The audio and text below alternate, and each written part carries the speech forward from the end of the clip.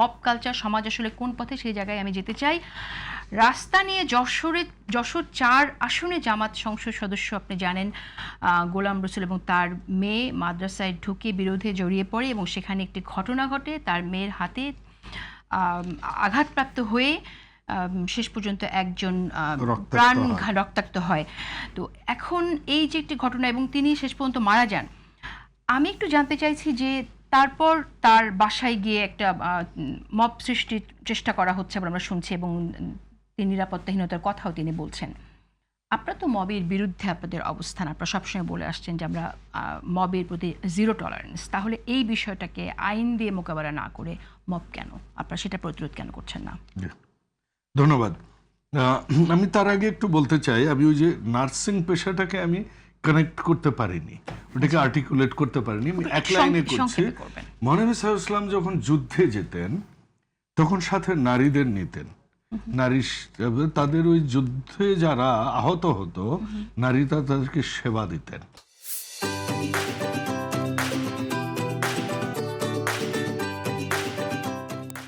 এই নার্সিংটা কিন্তু সে এই ফ্লোরেন্স নাইটিঙ্গেলের সময়, এটা ইসলামের সময় থেকেই আছে।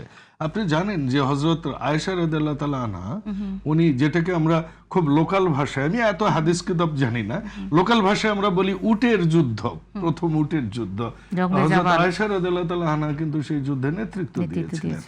যদিও এটা বলা হয় মুসলমানদের বিরুদ্ধে, মুসলমানের ডিবেট আছে, বাট উনি এটা করেছেন।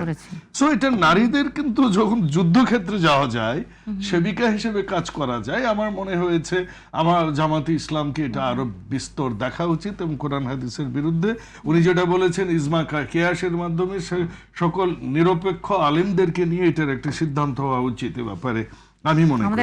আপনি বললেন যে জয়পুরহাটের নারীদের এটা বিষয়ে, আমি একটা লাইভ এক্সাম্পল আপনাকে দিচ্ছি। On media, on camera, in front of you, আমার উপজেলায় একটা মহিলা কলেজের শুধুমাত্র সভাপতি হওয়ার জন্য একজন জামাতের রোকন 3 বার না 4 বার কোর্টে কেস করেছে, হাইকোর্টে রিট করেছে, যেখানে আমার ওয়াইফ সভাপতি।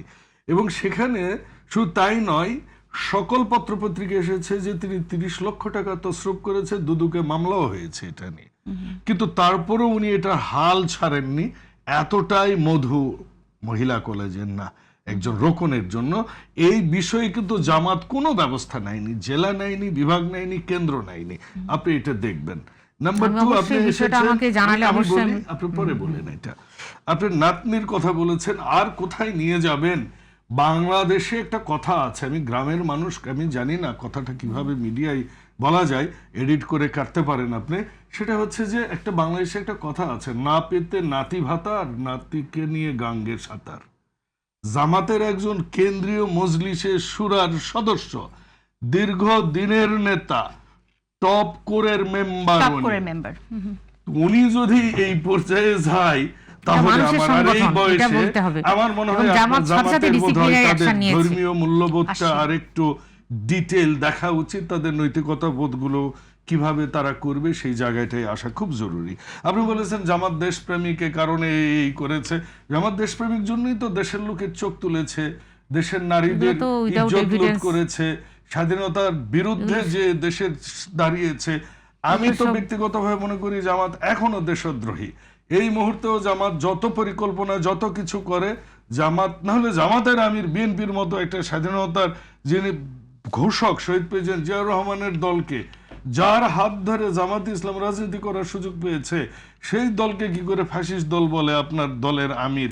আপনারা তো আবার আমির বলেন না, বলেন আমিরে জামাত। আপনারা কখনো বলেন জামাতে ইসলাম বাংলাদেশ, কখনো বলেন বাংলাদেশ জামাতে ইসলাম। ফ্যাসিজমকে দ্বারা খুলে দেয়, দ্বার খুলে দেয় ফ্যাসিজমকে, তাদেরকে ফ্যাসিস্ট, আসলে ফ্যাসিস্টের রূপ তারা ধারণ করছে, এটা বলাটা অন্যায় না। কারণ ফ্যাসিজমের সংসদ সদস্য, এটা আপনার সময় আসলে আপনি জ্ঞান দান করেন, আমাকে একটু বলতে দেন।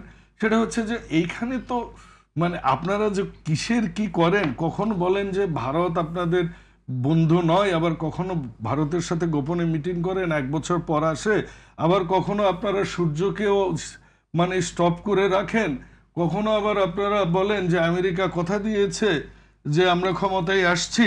কাজে আমার মনে হয় ইসলামটাকে ফার্দার আপনাদেরকে রিয়েল ইসলামের কনসিডারেশনে আসা উচিত মবের ক্ষেত্রে। মাননীয় আসছে। সংসদ সদস্য, হ্যাঁ, আমি একটু একটু বলি যে উইদাউট মবের এভিডেন্স ক্ষেত্রে আপনি আসে। শুধু এই যে কথাগুলো বলে যাচ্ছেন, আসলে এগুলো এভিডেন্স ছাড়া বলাটা উচিত না। আপনি যে কথাগুলো বলছেন এগুলো গতানুগতিক কথা, গতানুগতিক ধারার কথা। হ্যাঁ, আশা করি আপনিও এভিডেন্স ছাড়া, একজন মাননীয় সংসদ সদস্য হিসেবে আপনার কাছে আশা করছি এভিডেন্স ছাড়া কথা না বলা। আচ্ছা, কোন শেষ কোন হয়েছে? কোন কোন জায়গায় আপনার এভিডেন্স, কোন আশা- কোন পয়েন্টে আপনি এভিডেন্স চাইছেন, আমরা তাহলে একটু শুনে নিতে চাই ফজলে হুদা বাবুলের কাছ থেকে। আমি একটু বলি, সেটা হচ্ছে যে তথ্য 2-3 প্রকারের হয়। একটা হচ্ছে প্রাইমারি ডেটা। আপনি একটা গবেষণা করেছেন, আপনার কাছেই আছে, it is called primary data. When it is will be marketed, it is a historical data, it's a secondary data. I'm talking about secondary data, সব জায়গায় আছে। মেইনস্ট্রিম মিডিয়া বলেন, সোশ্যাল মিডিয়া বলেন, মানুষের মুখে বলেন, জনগণের কাছে বলেন, সর্বত্র আছে। কাজে এই সব তথ্যের ক্ষেত্রে আপনাকে আপনি নিজেই পেয়ে যাবেন, আপনি খোঁজ করলে পাবেন, আর না পাইলে আমাকে হোয়াটসঅ্যাপ করবেন, আমি আপনাকে বিস্তারিত দিয়ে দিব। মবের ক্ষেত্রে আসছি আপনাকে। মবটা হচ্ছে, দেখুন, বাংলাদেশের এই মব শব্দটা তো আসলো যখন আমরা কি বলবো এটাকে, নিজে সেলফ আর্টিকুলেটেড মব আমরা যখন দেখলাম, বিশেষ করে সেই যমুনার সামনে ডেকে এনে ঠান্ডা পানি খাওয়াই যেসব মব সৃষ্টি করা, মবের সৃষ্টিকর্তা কারা আমরা দেখেছি, কারা কারা সংযুক্ত ছিল আমরা দেখেছি, কারা কারা তখন প্রশাসনের ওসিডিসি এসপির পোস্টে বসেছিল আমরা দেখেছি। কাজে সেই সময়ের মব আর এখনকার এইটার মধ্যে একটু পার্থক্য আমি দেখতে চাই। আপনি যদি পুরো ঘটনাটা দেখেন, বাসাটার সামনে একটা মাদ্রাসা, সেই মাদ্রাসাটাকে নিয়ে এমপি মহোদয়ের সন্তান সবসময় কটাক্ষ করে, চিৎকার করে, চেঁচামেচি করে, এটাকে ভয়ভীতি দেখায়। এটা আজকে নতুন বিষয় নয়, যদিও মাদ্রাসা ওনারা মনে করে মাদ্রাসা ওনাদের একটা সেক্টর, কিন্তু তারপরও দেখুন, যখন এটাকে ওই তালা দিয়ে মারতে গেল, রক্তাক্ত করলো, স্বাভাবিকভাবে এখানে সাধারণ জনগণ, মব আমরা তাকেই বলবো, ডিফাইন সেটাকেই করবো যখন রাষ্ট্রীয় পৃষ্ঠপোষকতায় কিছু হবে। এছাড়া আপনি এটাকে অবশ্যই জন আক্রোশ বলতে পারেন।